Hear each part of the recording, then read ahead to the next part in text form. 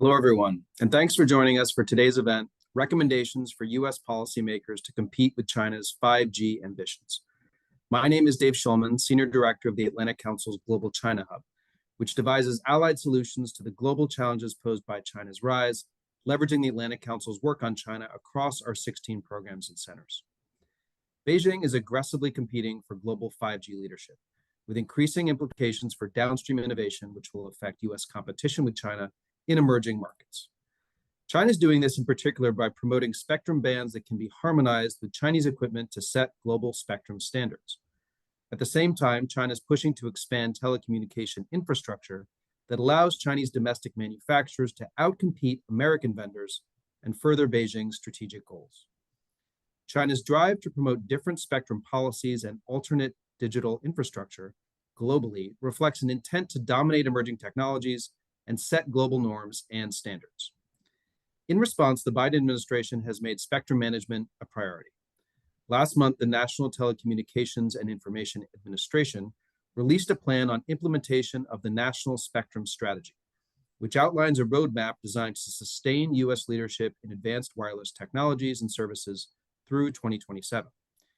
While China is not explicitly mentioned in the National Spectrum Strategy or its implementation plan, Washington is clearly looking to pursue spectrum policies that foster tech innovation to secure U.S. leadership in the global spectrum and 5G agenda, and broader competitiveness with China in critical and emerging technologies. These issues are clearly linked, but this topic is complex, and those linkages are not always well understood. So today's event will explore the issue of wireless spectrum allocation within the geopolitical framework of U.S.-China competition, connecting the technical conversation of 5G and spectrum with the broader discussion on how to address China's ambitions to lead on critical technologies. We've gathered an incredible group of experts to discuss this issue, but first I'd like to hand it over to Global China Hub non-resident fellow Nora Long, who will introduce our keynote speaker and moderate today's event. Nora is a senior research analyst at Georgetown University's Center for Security and Emerging Technology, focusing on China's science and technology ecosystem, artificial intelligence investment trends, and AI diplomacy in the Indo-Pacific region. Nora, we're very happy to have you moderating today's event. Let me hand it over to you. Thank you so much, Dave. Good morning, everyone. We're very lucky today to have Steve Wang as our keynote speaker, and I'm going to quickly introduce him. Steve Wang has been with the Department of State as a Deputy Assistant Secretary for International Information and Communication Policy at the Bureau of Cyberspace and Digital Policy since November 2022. Steve led a delegation of nearly 200 participants to Dubai between November and December of last year to attend the World Radio Communication Conference. Steve is a diplomat, having served at the U.S. Embassy in Tokyo and Mexico City, and prior to that, he served as Deputy Director of the Office of Chinese and Mongolian Affairs at the State Department. Steve, thank you so much for being here. Let me turn it over to you for your remarks. Thank you very much, Dave and Nora, for the kind introduction, and thank you all for being here today. It's a real pleasure and honor to have the chance to talk with you this morning on a topic that lies at the heart of our digital economy and much of the work that we do here in the Bureau of Cyberspace and Digital Policy at the State Department.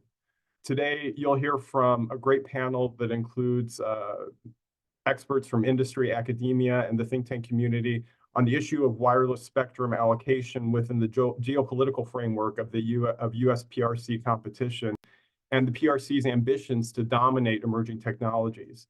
In this lens, it is crucial to understand the U.S. approach and how that differs from the PRC's strategy for international spectrum allocation, how this affects U.S. competition with the PRC in emerging markets, and the implications for downstream innovation. First and foremost, I think we should acknowledge the transformative power of 5G. It brings lower latency, massive data capacity, and the potential to revolutionize industries ranging from healthcare and manufacturing to logistics and automated vehicles. However, underpinning this innovation is a key element of the ICT ecosystem, which is radio frequency spectrum. And as the infrastructure that enables wireless communication, wireless spectrum has become a key and a finite strategic resource. The United States and the PRC find themselves at the forefront of this competition. For the United States, ensuring that spectrum is allocated efficiently and effectively is not just about technological superiority. It's about cultivating innovation and the rapid deployment of new technologies in an increasingly interconnected world. The PRC, meanwhile, prioritizes spectrum allocation as a means to assert its influence, promote its own standards and companies, and to advance its position as a global leader and its centrality to the digital economy. The PRC actively promotes its own set of standards for 5G in bodies such as 3GPP, including those standards developed by Huawei and ZTE. By advocating for these standards on the international stage, Beijing seeks to ensure that its companies have a leading role in the development and deployment of 5G networks worldwide. The PRC is actively shaping the global conversation around spectrum standards, advocating for its own vision of a unified global standard for 5G technology that clashes with the views of not only companies, experts, and civil society in the United States, but also across Europe, in Australia, Japan, Korea, Taiwan, India, and beyond. This push for standardization is not just about finding the best technical specifications, it's about exerting influence over the future development of wireless technology to lock customers and countries into a PRC-dominated ecosystem. By promoting its own standards, the PRC seeks to ensure that its companies and technologies are at the forefront of the next wave of innovation, cementing its position as a global leader in the digital economy and its authoritarian approach to technology governance. The PRC engages aggressively in international standards bodies such as the International Telecommunications Union, or ITU, to shape the development of global spectrum policies. And through these actions, the PRC seeks to advantage the adoption of technology produced by its companies and industry. And this really came to the fore at the World Radio Communications Conference 2023, or WRC 23, held in Dubai last November and December. Most of you are probably familiar, at least a little bit, with the WRC, but by way of some brief background, it's one of the 4 major conferences of the ITU. It takes place usually every 4 years to update the radio regulations, which are an international treaty-level instrument that harmonizes international radio frequency spectrum allocations. And for the US government's, from our perspective, international radio frequency spectrum harmonization is really one of the most important core functions of the ITU.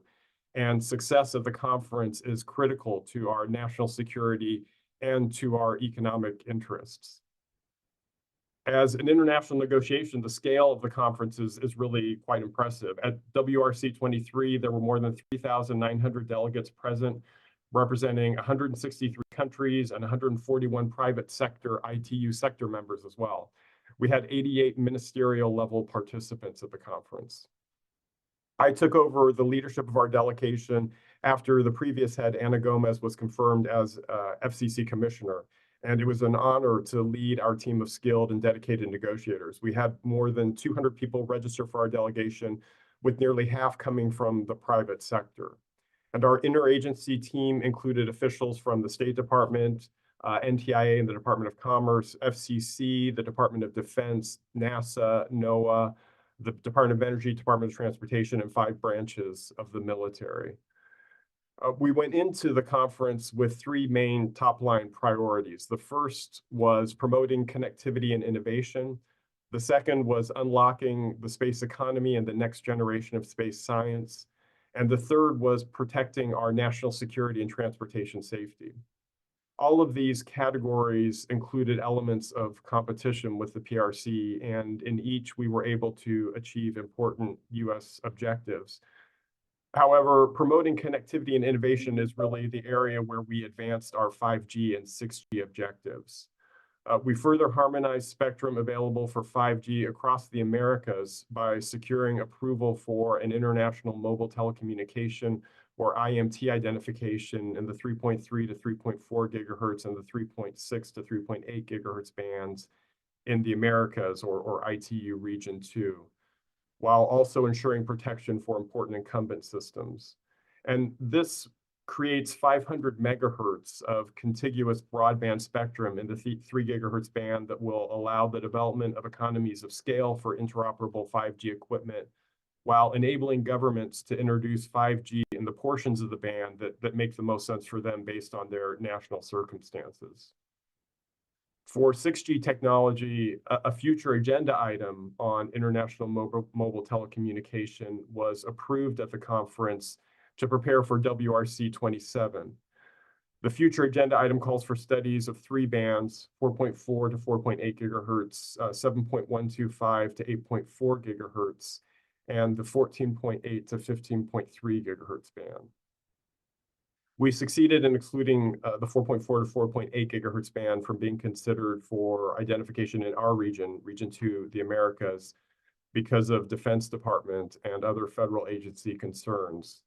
And although we did not propose it for study at the conference, the 7.125 to 8.4 gigahertz band is included in our US National Spectrum Strategy for domestic study.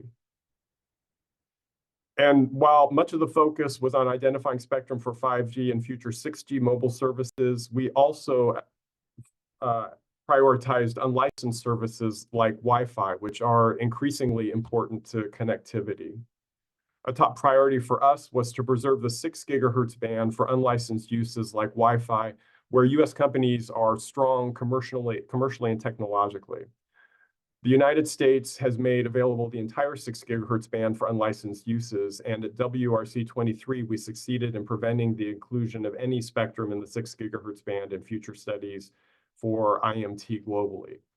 In addition, we avoided any IMT identification for the band in Region 2, and only the top 100 megahertz of the band was identified for IMT for Region 3, which is East and South Asia and the Pacific.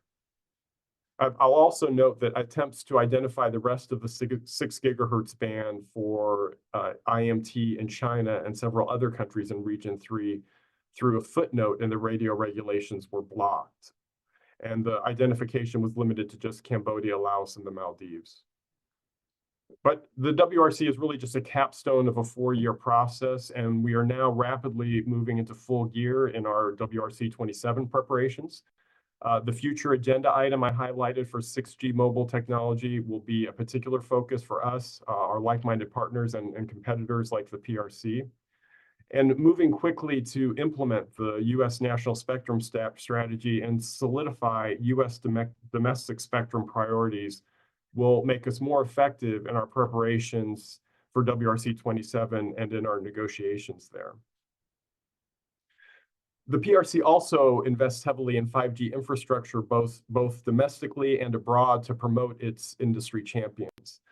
Since the early 2000s, the market share of non-PRC companies, and really companies that aren't Huawei, in the PRC domestic mobile wireless networks has plummeted to less than 5%.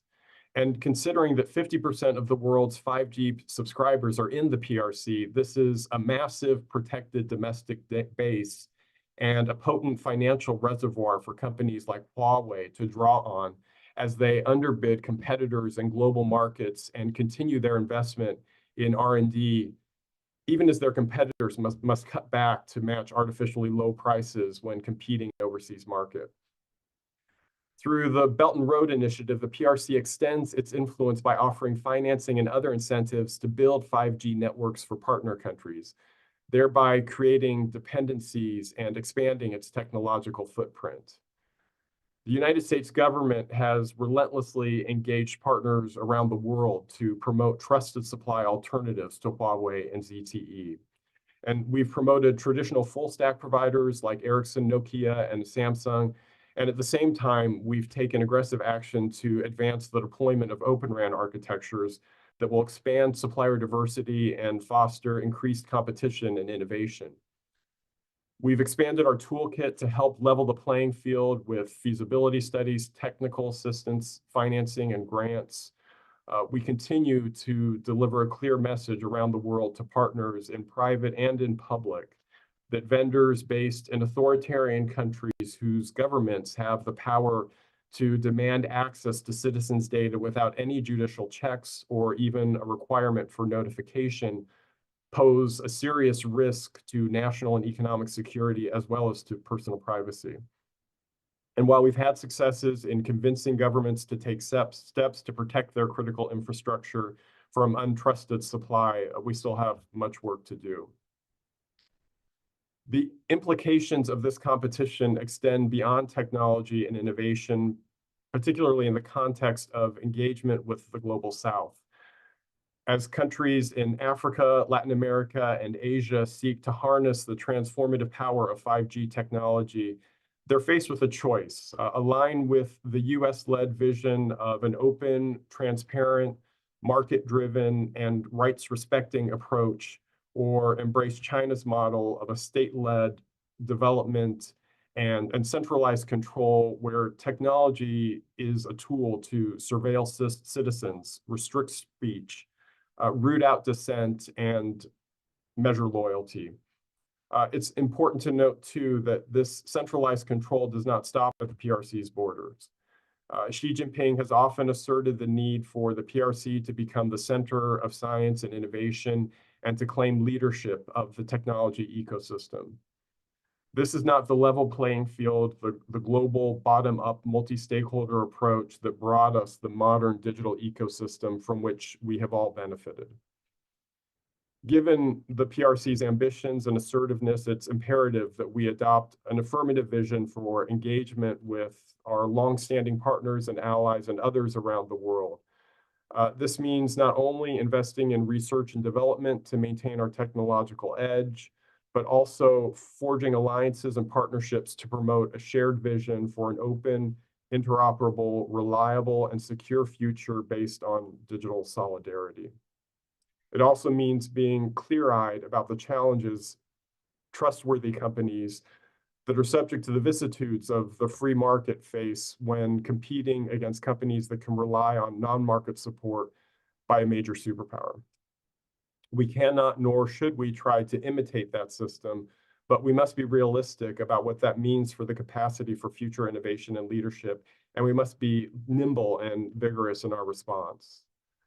Most important, it means staying true to our values and principles by fostering an environment that encourages innovation, competition, and respect for human rights and shared democratic values. We can ensure that the benefits of 5G technology are shared equitably and that the full promise of a connected world becomes a reality for all. Thank you very much. Nora? Thank you so much. That was an incredible amount of insights that you shared with us this morning. And I wanted to pick up on a couple of points that you already raised here and dive a bit more into those areas. One of the things that you mentioned is, it's quite important to understand first 5G technology, and also, to really understand international competition is to understand US policies on spectrum allocation. And as you mentioned, at the conclusion of the WRC, and thank you for also promoting US interests and priorities at the conference as well.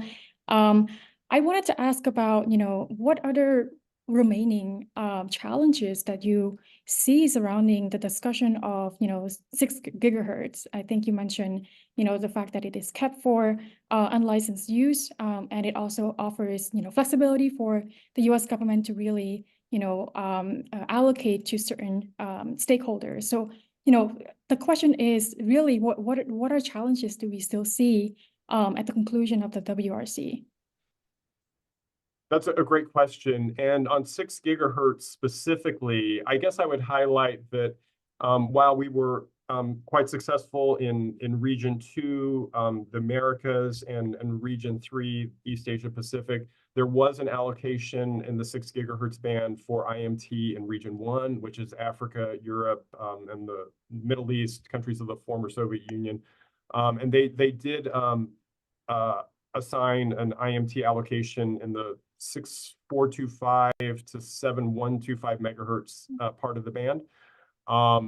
We were pleased that thanks to the interest of some in Europe, they did include language that made it clear that IMT doesn't have priority over other applications of mobile services like Wi-Fi. So that keeps the door open for Wi-Fi and in those countries that want to continue to use that spectrum for unlicensed uses. So I think it's incumbent on us to continue engagement with countries in that region over the next 4 years to try to encourage them to adopt the approach that we've taken in the United States and keep as much of that band open for unlicensed uses like Wi-Fi. That's really great. And I guess that leads to, and I wanted to jump to directly to ask you about, since you already mentioned other parts of the world, in a very globalized world, especially when we're thinking about, competition to maintain relationships in 5G, and you have framed that conversation very well in the context of what China is doing and what the US is doing. What do you see as the U.S. strategy to really ramp up bilateral and multilateral coordination with allies and partners, and really in this competition, right? Especially when it comes to spectrum strategy, because as you said, it is a key component to enable rapid adoption and deployment of 5G, not just in the United States but also around the world. So how can we reap the benefits of 5G collectively, and what should we preempt to mitigate challenges in the future? Well, I think really what we need to do is more of the same of what we have been doing. So we need to continue our engagement on spectrum allocation issues as we have, and as I mentioned, the WRC is the climax of a 4-year process, but it really is a 4-year process. And we are actively engaged in the studies that now are taking place to prepare for WRC 27. So we need to maintain momentum on that as we continue through this 4-year cycle. And we need to continue the work that we've been doing to promote trusted suppliers around the world as well. And that, as I mentioned in my remarks, that includes promoting those full stack vendors when they are the only option that's really available, but also trying to do everything we can to promote Open RAN as an option that opens the door to increased innovation, competition, and supplier diversity that really, I think, is the future for 5G and especially 6G technology as well.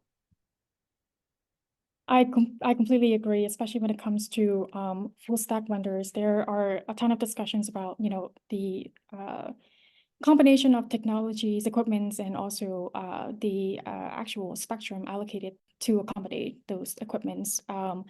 I think it's also really important to engage allies and partners, to also think about the kind of technologies and infrastructure that they opt into to use as well. I guess that being said, I do want to come back to the United States and talk about our domestic policies a bit more as well, to really think about how to align national priorities with other countries' priorities as well. And this is a really complex issue, given that spectrum resources is finite, as you mentioned, and there are quite a number of different stakeholders that might disagree with one another. I really do want to ask about how should the U.S. be reconciling differences between U.S. domestic stakeholders, both federal and commercial, in crafting its own spectrum policies to really, again, meet that growing demand for mid-band spectrum, in 6 gigahertz as well, both lower and upper mid-bands, to take advantage of this, fast-paced environment as well. Yeah, I mean, that is an important and tough question. There are no easy answers because it is a finite resource and it's increasingly valuable, and a variety of interests in private sector and federal government all want to use as much spectrum as they can. So luckily, the State Department is not actually responsible for implementation of the U.S. National Spectrum Strategy. And I really admire my colleagues at NTIA who are taking that on. But we do have a process that takes into account the equities of both the private sector and government federal users as well, and tries to take them all into account to come up with the best decisions. And we have to have everything on the table. We have to look at all the different options and potential new technologies that allow us to pack more uses into less spectrum and allow us to share spectrum where possible, because there are no easy answers. It's not going to get any easier. But we have a strategy, and NTIA and others in the interagency are working hard to implement it. Absolutely. And I recognize that, obviously it's not State Department's portfolio to to figure out what the FCC can auction certain bands. But I think what I wanted to get at really is, there's a ton of discussions and different perspectives, especially when it comes to, how can we align national interests, U.S. national interests with other countries. Like you said, I think the challenge, especially in mid-band, is you pointed out, what's happening in region 1. And, when thinking about how to harmonize spectrum, what are, perceived challenges that you come across, in the past 4 years, and also in planning in the next 4 years for the next WRC? What challenges do you think that, the United States can really be working with allies and partners now to preempt some of the, potential push coming from the PRC in the next WRC? Well, I would really just underscore the value of the U.S. National Spectrum Strategy in advancing our international interests as well. We were very happy that the strategy was released before we went to WRC, because it enabled us to help clarify our messaging there. And the farther we can get in implementing it before the next WRC, the more clarity we'll have on our priorities, and the more effective we'll be in promoting them with our partners and with others at the conference and in our negotiations. So I think it's great that the strategy is well underway, and NTIA, I think, just recently released a timetable for a timeline for its implementation plan, which I think is timed well to prepare us for WRC 27. I'll be sure to check that out, because it's also quite nice to see a really good planned out agenda for the next one as well. But thank you so much. I know we're running out of time. Thank you so much for being here and sharing your insights today. I also want to commend, all the work that you've done as well at the leading the delegation to the previous WRC. And thank you so much. And I'm excited to turn over to the panel discussion. Hopefully you can join us for that, just in the if you would like.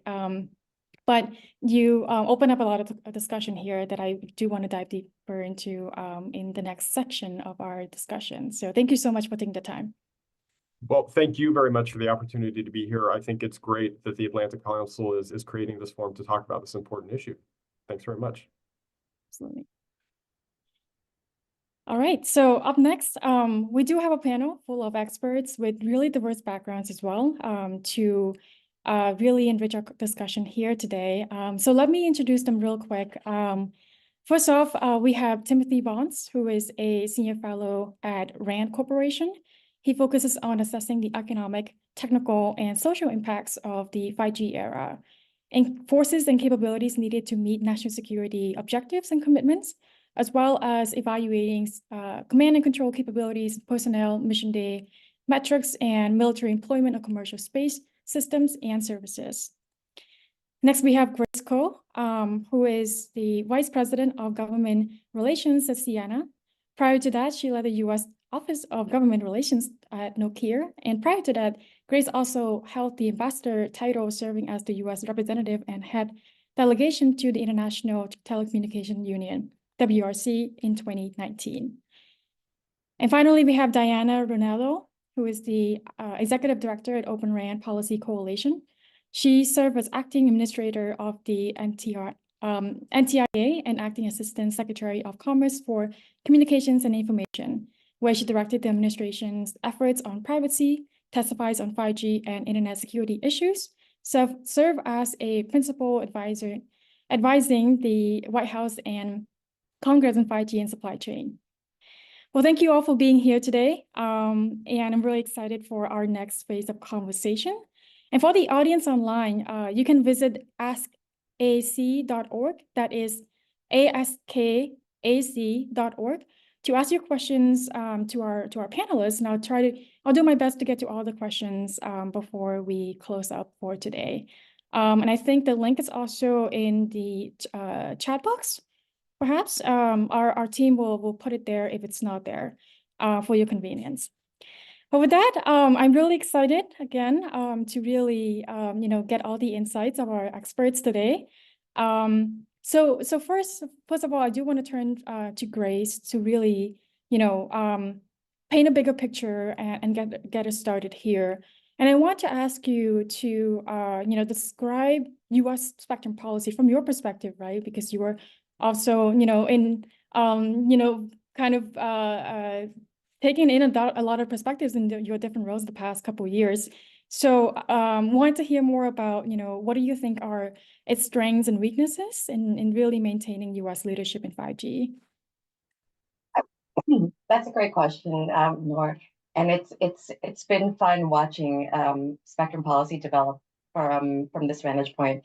And 100% kudos to NTIA for actually putting the spectrum strategy out and then putting out its implementation plan. There's a lot to do there.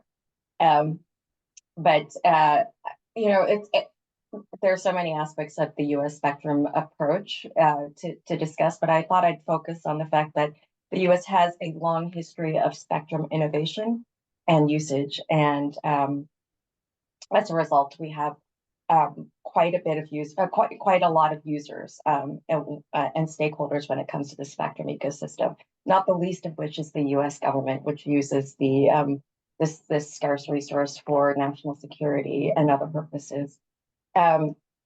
So we've had a long history. We have a very, very rich ecosystem of innovation in the country, and as a result of that long history. And so we have a lot of competing uses, and we are not at a point, we are at a point now where we are trying to figure out how to make the most out of that resource, given the number of uses we have.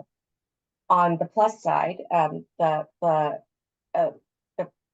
plethora of users that we have really means that we're likely to come up with some of the best and the most creative ways to use spectrum.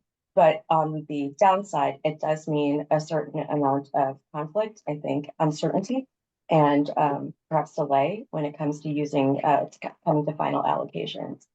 I am talking about this in the abstract, but I would point to any number of public spectrum debates that have come out there on over 3 gigahertz, over 6 gigahertz, over 26 gigahertz, et cetera, et cetera. It is a difficult process, but in contrast to the centralized command and control approach that China has espoused, as discussed by Steve in his keynote, we do take a much more sort of stakeholder-driven approach, which I think yields better policy in the end.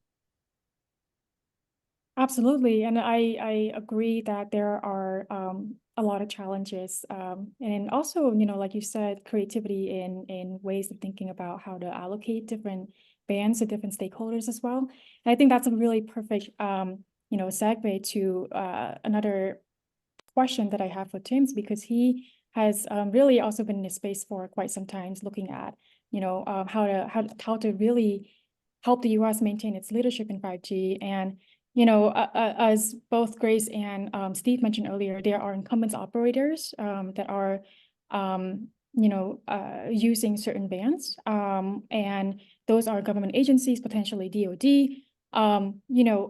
My question to you is, how should the FCC, reconcile, and also the NTIA as well, as I recognize their efforts to do so, reconciles with this, increased demand for mid-band spectrum, right, by all of these different stakeholders, and how should we be thinking about, allocating more mid-band spectrum for 5G in different uses and applications? It's a great question, Noor. Thank you for that. As Ambassador Ko said, there's been a lot of excellent work that has been done by NTIA and others in trying to make more spectrum available. Let's go through what some of the constraints are. So the FCC has been clearing some portions of the 3100 or 3550 megahertz band to auction for wireless services, but they have two primary constraints in doing this. Most importantly, Congress has not extended the FCC's auction authority. Without this authority, the FCC cannot deliver the spectrum that's already been assigned to wireless service providers or auction newly cleared spectrum. Last month, the FCC opened a new docket to determine how it might use existing authorities to allow users to access unassigned spectrum, but it's unclear at this point how this could result in a long-term solution. The second constraint, as you've mentioned, is that the DoD uses some portion of the spectrum from land, air, and sea-based radars. Radar operators use those bands in the homeland for training at bases, but they also use it for homeland defense. So a couple constraints on FCC clearing out more of that spectrum. Absolutely. And, you know, and I do want to turn to you maybe perhaps a bit later to talk about, you know, your research on how DoD and, you know, commercial users be thinking about spectrum sharing standards. But I'll pause here to go to Diane for now. We'll come back to it, and I'm sure there will be a ton of questions on that as well. But Diane, you know, we talked a lot about, you know, how to work with allies and partners, how to coordinate at a larger scale. But really, you know, before we even get there, we have to think about what the U.S. should be doing domestically. So what tools do we have to really work on countering China's ambitions in 5G? Great. Thanks, Norton. It's great to be with you all today. Absolutely. We don't run by central office where there's a decree and everyone moves out. So we need to be coordinated. We need to make sure that we are working with our allies. We need to make sure that we are working through industry.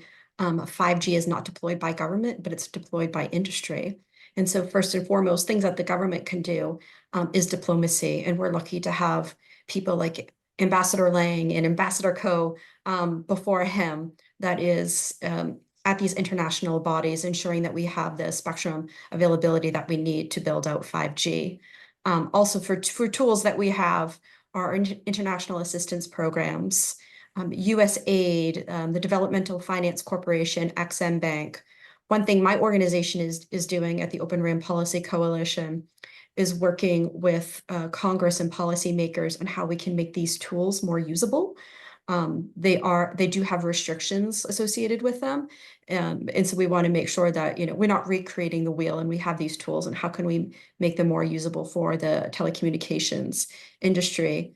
But most importantly, we have our innovators. We have Silicon Valley. We have the Dallas Telecom Corridor. In that here in the United States, we work with our allies to lead on in innovation. Some countries like China have their national champions like Huawei, and that is where they're putting all their investment. Well, you never want a single point of failure. I think that's why the Open RAN movement has been so incredibly applauded by policymakers and operators around the world, is that we give people something to run to as opposed to run away from. And so again, it's that coordination aspect that's so incredibly important, that we need to coalesce all these different, you know, tentacles of an octopus that are currently at play to ensure that we can move out, continue to build 5G. We're still building here in the United States. Globally, let's get the developing world online, and then look to 6G, figure out how we can improve and do better, because we can always improve and do better. Absolutely. And I agree that, you know, there are certainly tools that we already have, you know, in-house that can be repurposed for this, to really deal with this challenge, instead of, you know, really emulating the China's playbook that we also see being used, you know, globally. That being said, I do want to turn to, I think we have a question from the audience. And this is a bit more of a broad question, and probably a bit more related to, you know, the equipment side of things as well. But I'm sure we can dive into the spectrum allocation from this discussion as well. So the question is, you know, what are the biggest threats to U.S. persons and countries that utilize Chinese 5G infrastructure? I think this really gets at the, you know, the conversations around vulnerabilities and you know, in the cloud, and also in our infrastructure as well, in the infrastructure that is built by Chinese telecom operators. I think this question can probably go to all of you. But if anyone needs some time to think about this, or I can also pick on No, folks. I'm sorry, could you repeat the question? Absolutely. I think this really gets at, a US person, right, in a different country where 5G infrastructure is being built by Chinese operators. What are the threats to those US persons? I think they probably thinking about, potential employees that are US employees that are located somewhere else in the world. It's very specific. I'm happy to to talk first. Yeah, so I mean, I would say threats exist in many different forms. If you have, let me go back a little bit. My background, how I got started in this is I worked for the author of the Huawei report in 2012, the House Intelligence Committee. And it was the first time that policymakers made information available to the public of what was known at the time as just a classified threat of having a foreign adversary in your network. So what can be done? We talk about they could break your network, so it would cease to work. You can also steal information. So that would, of course, be a threat to anyone, whether US persons or anyone that was currently on that network. It can divert information. And so information was not getting to the individual directed company. And so I think there's a whole host of threats of having a foreign adversary in your network. And I think something that we've also seen in kind of China's market distortions, it's not just the network, it's a airfield base, or it's water systems. So I think it's incredibly important that who you choose to do business with. And we've seen already from Belt and Road that countries are actually withdrawing because it's not a good deal at the end of the day, right? If it's the old adage still applies, if it seems too good to be true, then it probably is. And over the past 12 years since the report was released, we've definitely seen that played out, especially in Africa. Absolutely. And I think, go ahead, Tim. I was just going to follow on to what Ms. Ronaldo had said, and there are specific examples where China has gifted a system to a nation or to an organization, and then that nation or organization has seen its data exfiltrated back to Chinese servers. A very interesting and perhaps famous case is the African Union. The nation of China had gifted them essentially an information and communications system that was fine. But what they found was that the servers every night was downloading sensitive African Union data to servers in Shanghai. So that's something that has been seen, has been documented, and that would be one of the cautions I think Ms. Ronaldo mentions.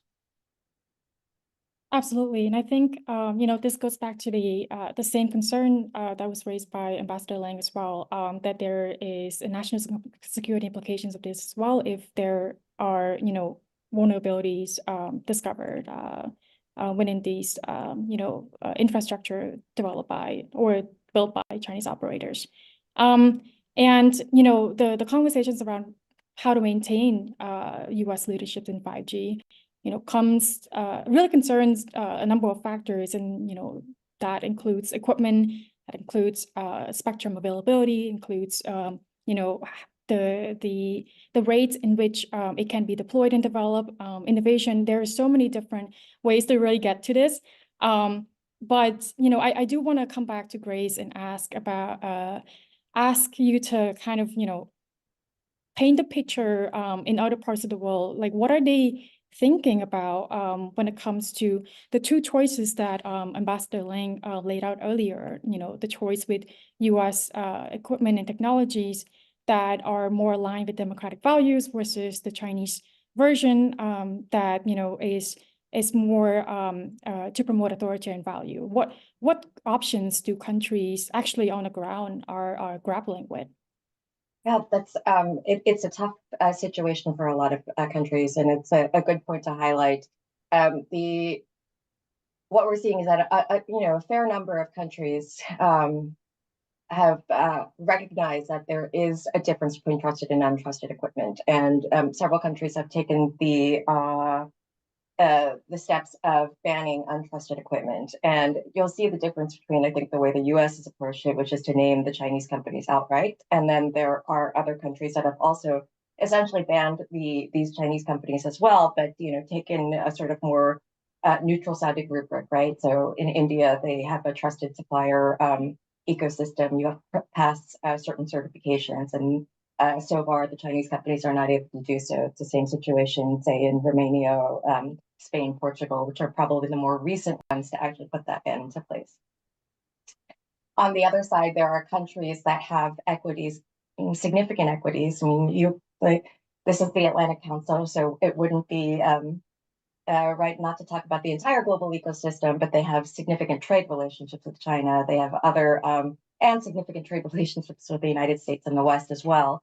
So there's a desire to, for lack of a better term, play both sides. So some of the business goes to China, some of the business goes to Western companies, right? And then there are also countries that don't really have a significant choice, right? They would like to implement Open RAN. They would like to implement trusted vendors, but the costs are just too much, right? So the PRC's ability to, I think, subsidize a lot of the infrastructure build out makes it very difficult to turn down, which is why, among other things, ORPC, Diana's organization, is actually leading this effort to really reform our the US's development finance agency to make them more nimble. Nobody's going to be able to go dollar for dollar against some of the PRC subsidies. And I don't think that is the goal. I think that the goal is to help, well, to apply the diplomatic tools to educate countries on where the dangers lie, as you just pointed out with both Diane and Tim. And then to explain sort of, the pitfalls. Sometimes things are too good to be true. And then offer maybe some additional, I think, financial assistance in enabling these countries to make a choice towards something better. And so I think if we can coordinate that and actually make all of those tools available, there are countries that would be able to make better choices on or different choices rather on equipment. So I sort of broke the world up into three, but I think that's sort of where the state of things are. Absolutely. And I think that, you kind of already answered the next question that our audience has posted, but I do want to take this question and expand it a bit further. And for the three of you as well, is the conversation around 5G, especially when it comes to competition, is really, I've seen a lot more discussion around equipment and, trusted vendors and untrusted vendors, potential vulnerable areas of these equipments. What about on spectrum, right? Like, what areas do you see as a potential risk to, U.S. companies' ability to operate in other countries, or put it somewhat differently, how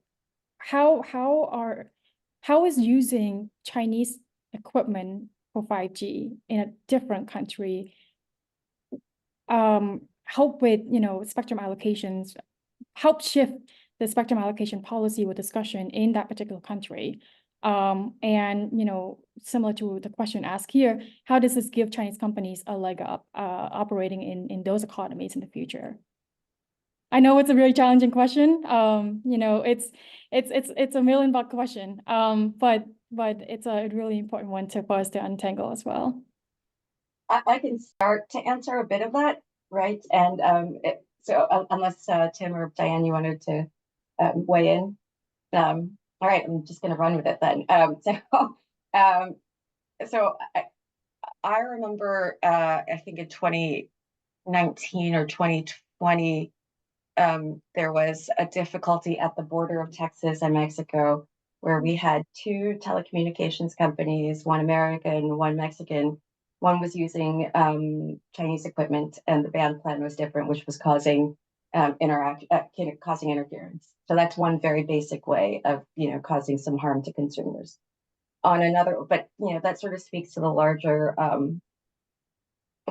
question of how spectrum is allocated generally. And when I think the PRC companies are used, the equipment is used, those countries are likely to try to allocate their own spectrum, national spectrum, allocations in the same way as the vendor company's country, right? So that's, spectrum is going to be the allocations for spectrum have become much more globally harmonized since 5G's advent, and that allows for equipment companies to produce at scale, which you're going to need for 5G allocations. They just need much more equipment, so having a certain scale of harmonized spectrum allows that equipment to be produced at this massive scale on a much more cost-efficient basis. Those companies that can do that have their spectrum allocations accepted, or those countries that have those that champion those companies that have their spectrum allocations accepted, will be able to produce at that scale, and they will be able to have the funds for innovating, et cetera. If you think about that and take it maybe one step back additionally, if you think about what 5G and 6G are for, they're really not for consumer broadband, right? They're not for consumer cell phones, et cetera. They are really industrial applications or industrial platforms. 5G and 6G are really going to be about connecting industries, connecting things. So that future economy that is based on digitalization of very physical industries like energy, mining, agriculture, that's what's at stake. And the vendors that power those platforms are going to be very critically important. They need to be able to get to scale, and they need to be able to make that equipment using the spectrum allocations that they have been researching, innovating in, and I think that is a very long and complicated way of answering part of a long and complicated question. So. I'd like to follow on to what Ambassador Ko said. I think she's got this exactly right. Let me throw a few numbers out here. The United States is about 4% of the world's population, but we represent 25% of the world's gross domestic product. China, with all their really remarkable growth over the last several decades, is now 18% of the world's GDP and 18% of the world's population. But in some regards, they're only operating at par. One of the things they seek to do is to be the supplier of choice for the Belt and Road Initiative nations, and I think Ambassador Ko mentioned that. Right now, if you look at the BRICS nations, the Belt and Road Initiative nations in China, they represent about 48% of the world's gross domestic product and 90% of the world's population. Here's where I'm going with this. If China succeeds in making essentially a captured market in those nations, as they grow in their economic size and begin to operate at par, there's a chance that the U.S. ultimately could be frozen out of 90% of the world's markets. At that point, it will be hard for U.S. companies or even U.S. and other Western companies to be able to compete at scale if they're forced out of 90% of the world's markets. That is a very, thank you both for really painting the picture of what it means for the U.S. If we were to lose this competition as well. And there are so many different stakeholders. I think this is the sentiment that we felt throughout the entire discussion this morning. And I do want to come back to the discussion of different the challenges in dealing with different actors, right? And we're not talking about just spectrum allocation between countries across the world, but also what's happening in the United States. And Tim, you have done a lot of work looking at how can NTIA, but also DoD work to really think about setting standards for spectrum allocation. And I would love to hear more about that as well. Let me go through some progress and experiences to date. I mean, it's a very interesting and important topic, and thank you for raising it. There have been some areas of progress. Let's celebrate those first. So in the U.S., the shared use of the 3.55 to 3.7 gigahertz band, this is the former Citizens Band radio service spectrum, that appears to be a success. So sharing in that spectrum looks like a good news story. In the 3.45 to 3.55 gigahertz band, licenses have been auctioned off to commercial users. However, some tests of cellular systems that are close to the spectrum and geographic location of military radars have identified problems. So this is not yet a completely solved issue. More work needs to be done. In the 3.3 to 3.45 gigahertz bands, the Cellular Telecommunications Industry Association, or CTIA, has pointed out that the U.S. military already coexists with licensed commercial users in 30 nations around the world. And those include very sophisticated nations like Japan, Taiwan, and South Korea that have well-developed cellular systems. So the CTIA argues that this band should be shareable as well. And in past statements, DoD has said that sharing is what we must do in the 3.1 to 3.45 gigahertz spectrum. However, the publicly released version of the emerging mid-band radar spectrum sharing feasibility assessment report, I know that's a mouthful, but the EMBRSS that's just been released, the public version by DoD, has stated that sharing in the 3.1 to 3.45 gigahertz bands with commercial systems is not currently feasible. They talk about some ways it could be feasible in the future, but these include some regulatory, technological, and resourcing conditions that they've set. And there are a fair number of these conditions that are listed. So in that part of the 3 gigahertz band, it looks like a lot more work needs to be done in order to make sharing feasible. So let me just stop there on in that particular answer to your question. Thank you. It is a very technical topic as well when you're thinking about, what really goes into the study of the different, potential band that could be opened up for allocation. And I commend all the folks that are working really hard to do so. And I recognize that we're kind of jumping all over the place here because there are just so many, different areas to cover. And I apologize, but I'm trying to really, touch on all the topics that are relevant for us to think about what can the U.S.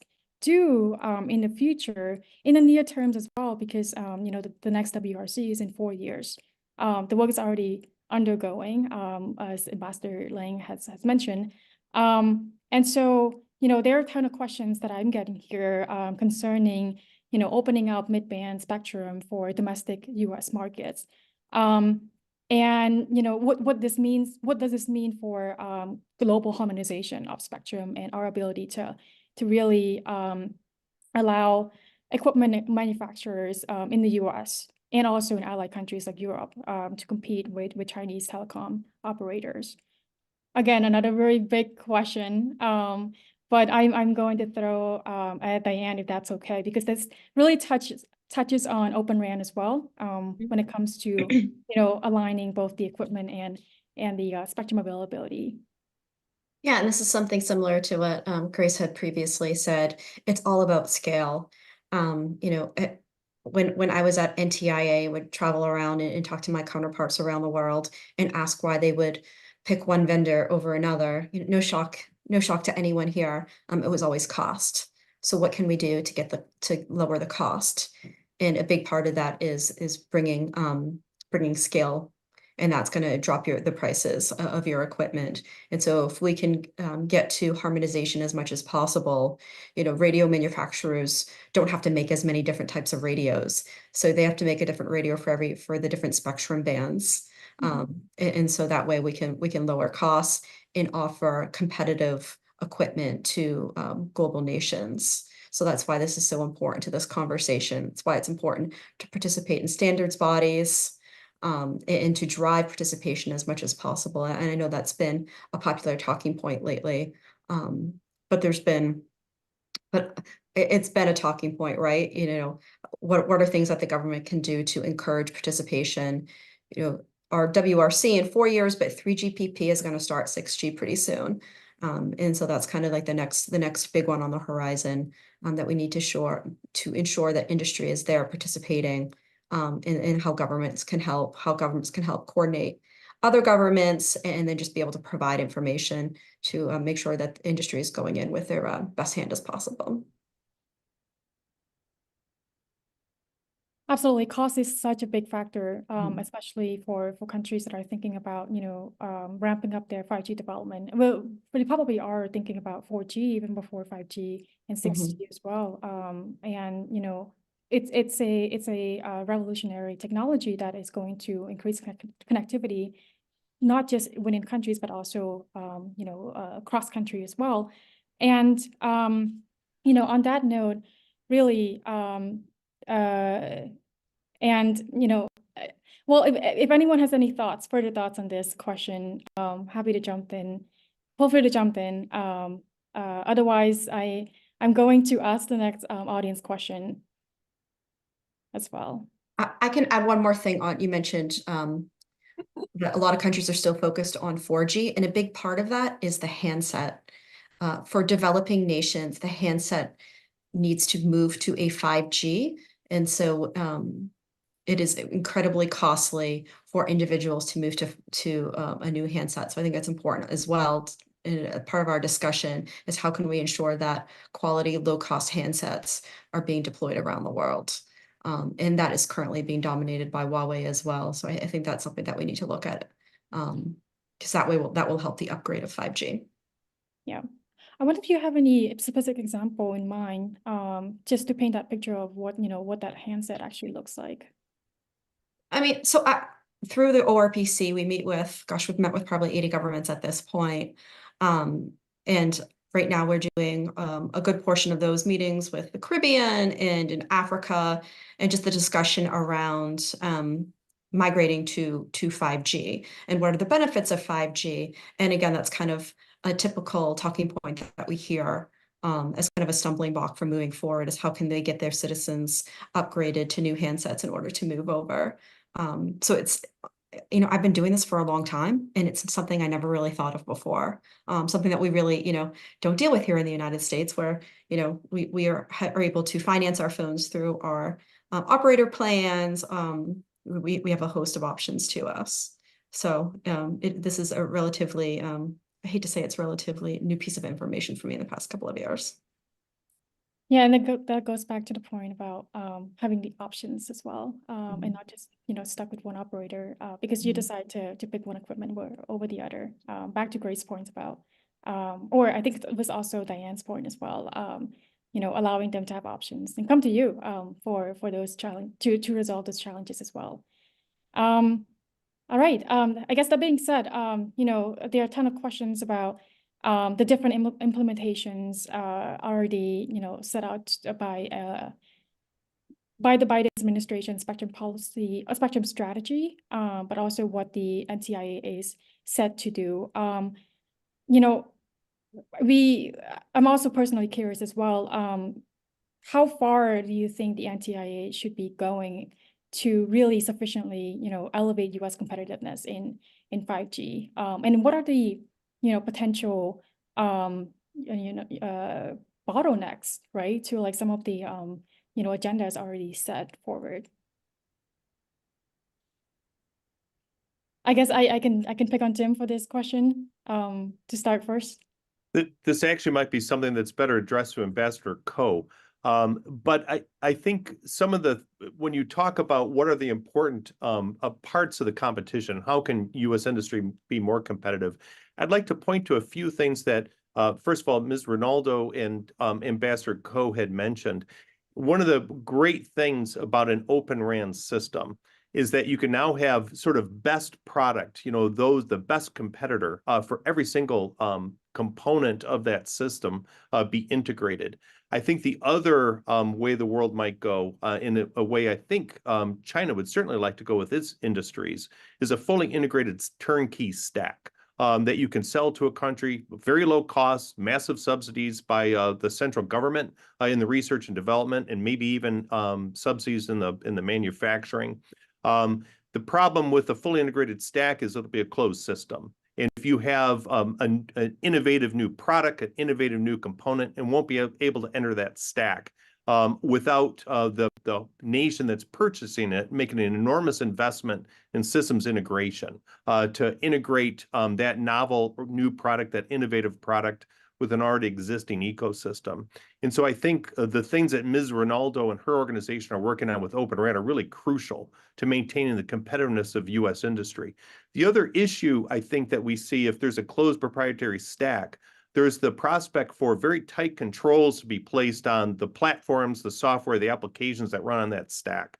So when you look at the tech companies, the big tech companies, Amazon, Alphabet, Meta, their ability to actually ensure they can operate on a closed stack might be proscribed. I mean, they may not be able to enter that. There might be controls placed on that favor Baidu, Tencent, companies like that operate from the PRC.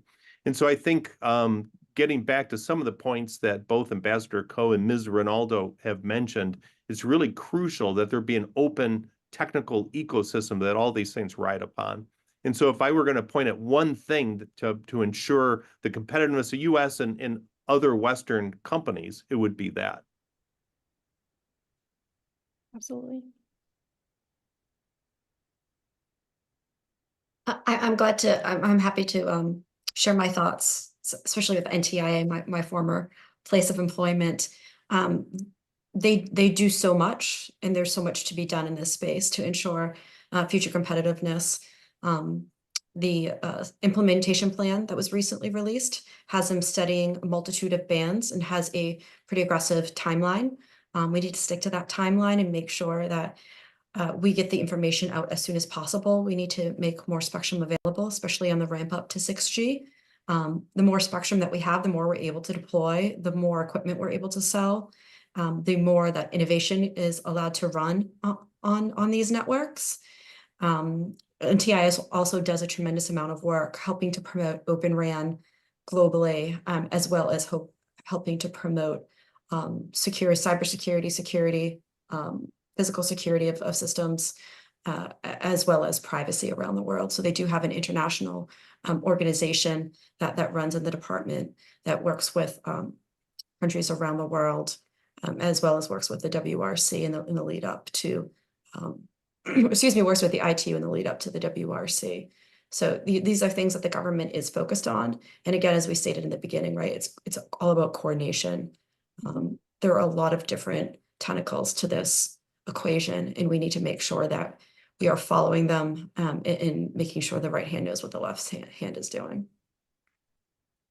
I might add, Nor, that NTIA has a big job cut out for itself. And it is, as Diane put out, it's a wonderful, scrappy agency and punches way above its weight on a regular basis. But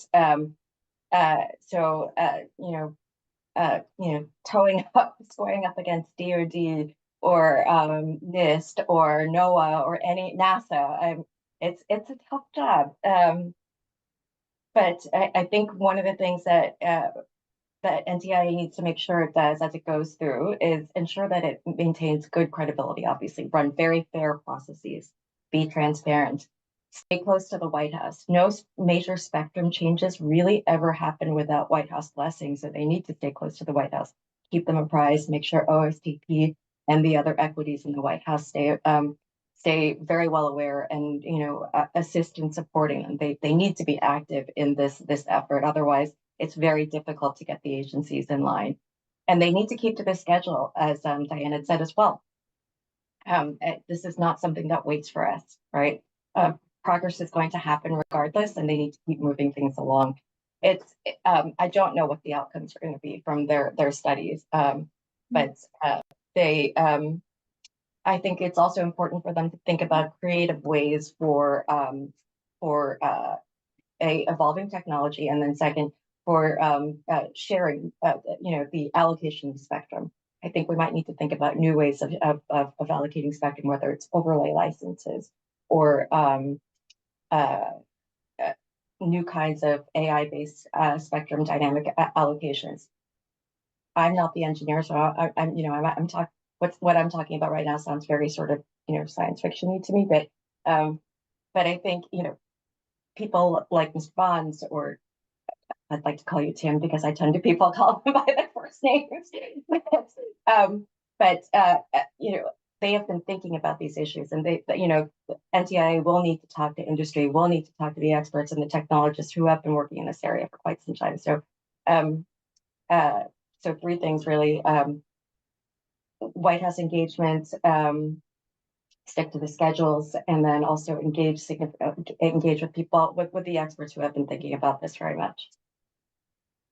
Absolutely. And as someone who, is following closely the development of AI technology as well in the US, and around the world, I can say that both technologies, both 5G and AI, go hand in hand.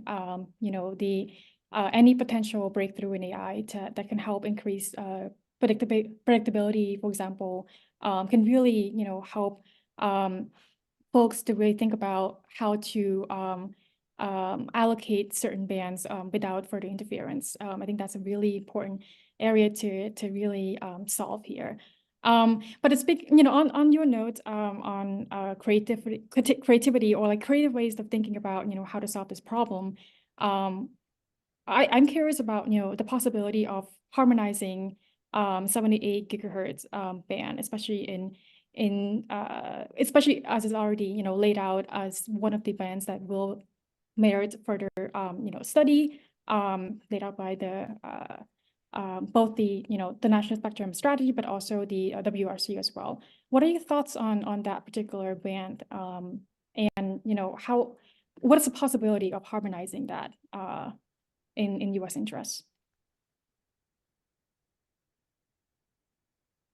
Can I be honest and just really say it's hard.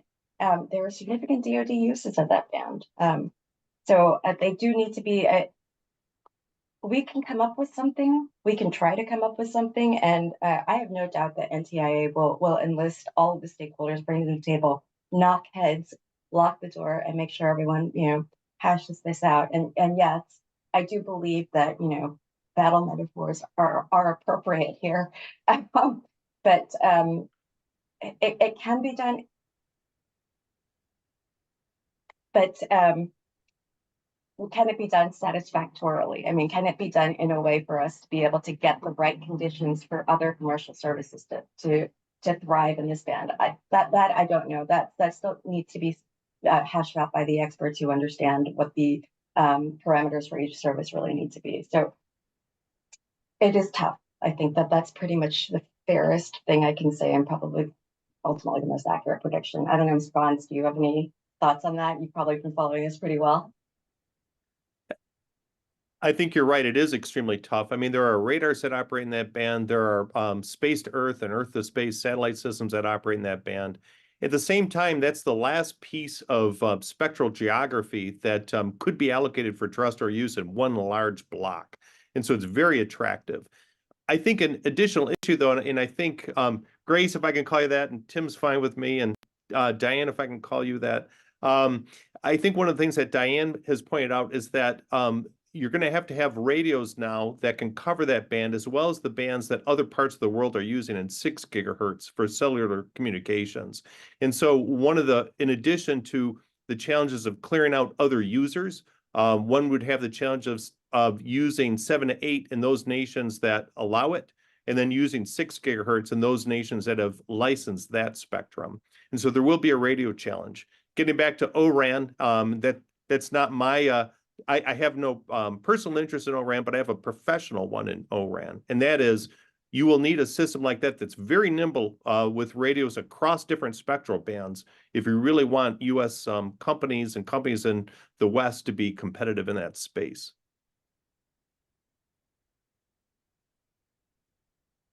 Diane, do you have any further thoughts on this? I think my fellow panelists answered that perfectly.